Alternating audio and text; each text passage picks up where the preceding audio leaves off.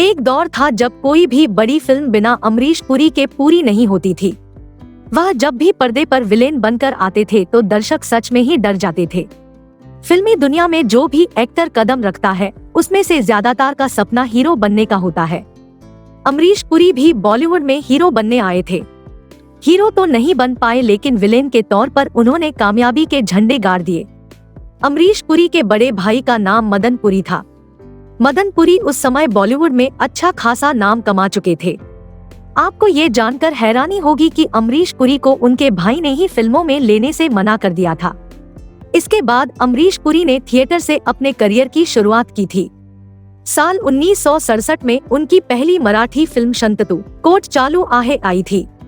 इस फिल्म में उन्होंने एक अंधे व्यक्ति का रोल प्ले किया था। वहीं बॉलीवुड में उन्होंने 1971 में रेशमा और शेरा से डेब्यू किया था। फिल्मों में आने से पहले अमरीश पुरी बीमा कंपनी में नौकरी करते थे। अमरीश पुरी ने नौकरी के साथ ही पृथ्वी थिएटर ज्वाइन किया था। वह तो थिएटर में आने के साथ ही नौकरी छोड़ देना चाहते थे, लेकिन उनके दोस्तों ने इसके लिए मना किया। 1971 में निर्देशक सुखदेव ने जब उन्हें रेशमा और शेरा के लिए साइन किया तो अमरीश पुरी उस समय 40 वर्ष के हो चुके थे।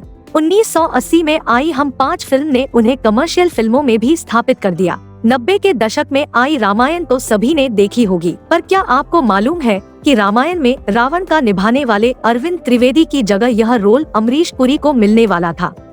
अभिनेता अरविंद त्रिवेदी तो रामायण में केवट के रोल के लिए गए थे। अरविंद त्रिवेदी ने एक इंटरव्यू में बताया था कि सभी की मांग थी कि रामायण में रावण के रोल के लिए अमरीश पुरी ही पूरी तरह फिट रहेंगे। उन्होंने कहा कि जब मैं केवट का ऑडिशन देकर जा रहा था तो मेरी चाल और बॉडी लैंग्वेज देखकर रामानंद सागर ने मुझे रावण का रोल ऑफर कर दिया था। अपने दौर के सुपरहिट विलेन अमरीश पुरी की फीस भी कम नहीं होती थी। अमरीश पुरी को बॉलीवुड का अब तक का सबसे महंगा villain, most expensive villain of Bollywood माना जाता है। साथ ही अगर किसी फिल्म में उन्हें मुहमांगे पैसे नहीं मिलते तो वो उस फिल्म को करने से साफ मना कर देते थे। मोटी फीस वसूलने के बारे में अमरीश पुरी का कहना था कि जब मैं पर्दे पर अपना काम बखूबी करता हूं तो फिर मैं फीस भी तो उसी हिसाब से ही लूंगा। कहा जाता है कि एक बार NN सिप्पी की एक फिल्म के लिए अमरीश पुरी ने 80 लाख रुपए मांग लिए थे। सिप्पी साहब इतने पैसे दे न सके और अमरीश पुरी ने फिल्म करने से इनकार कर दिया था। अमरीश पुरी भले ही आज हमारे बीच में न हो लेकिन उन्होंने कभी न भूलने वाले डायलॉग्स दिए हैं। अमरीश पुरी एक ऐसे दिग्गज कलाकार थे जिन्होंने स्क्रीन पर लगभग हर तरह के किरदार निभाए थे।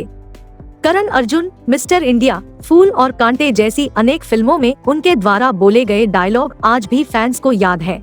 फूल और कांटे में जवानी में अक्सर ब्रेक फेल हो जाया करते हैं। वहीं तहलका मूवी में बोला गया उनका डायलॉग डोंग कभी रॉन्ग नहीं होता कौन भूल सकता है। मिस्टर इंडिया वाला डायलॉग मोगैम्बो खुश हुआ आज भी जुबान पर रहता है। शहंशाह में उनका डायलॉग जब मैं किसी गोरी हसीना को देखता हूँ तो मेरे दिल में सैकड़ों काले कुत्ते दौड़ने लगते हैं, तब मैं ब्लैक डॉग विस्की पीता हूँ से लेकर दामिनी का कोर्ट में बोला गया डायलॉग ये अदालत है, कोई मंदिर या दरगाह नहीं जहाँ मन्नतें और मुरादें पूरी होती है। यहाँ धूप बत्ती और नारियल नहीं बल्कि ठोस सबूत और गवाह पेश किए जाते हैं। आज भी कई लोग बोलते हुए दिख जाते हैं। करण अर्जुन में अमरीश पुरी ने कहा था, पैसों के मामले में मैं पैदाइशी कमीना हूँ, दोस्ती और दुश्मनी का क्या, अपनों का खून भी पानी की तरह बहा देता हूँ जैसे कई अनगिनत डायलॉग अमरीश पुरी की याद दिलाते हैं। अमरीश पुरी हर फिल्म के लिए अलग अलग गेटअप लेते थे। फिल्मों में उनके अलग अलग गेटअप किसी को भी डराने के लिए काफी होते थे। अजूबा में वजीर आला, में इंडिया में मोगैम्बो, नगीना में भैरवनाथ, तहलका में जनरल डोंग का गेटअप आज भी लोग भुला नहीं पाए हैं। अमरीश पुरी ने करीब 400 से ज्यादा फिल्मों में काम किया था। इनमें हिंदी के अलावा कन्नड़, मराठी, पंजाबी, मलयालम और तमिल भाषा में फिल्में शामिल रही है। अमरीश पुरी ने हॉलीवुड फिल्मों में भी काम किया था। विदेशों में अमरीश पुरी को लोग मोला राम के नाम से जानते हैं। उन्होंने 1984 में स्टीवन स्पीलबर्ग की film Indiana Jones and the temple of Doom में मोला राम का किरदार निभाया था। स्पीलबर्ग हमेशा कहा करते थे कि उनके लिए अमरीश पुरी पसंदीदा विलेन थे।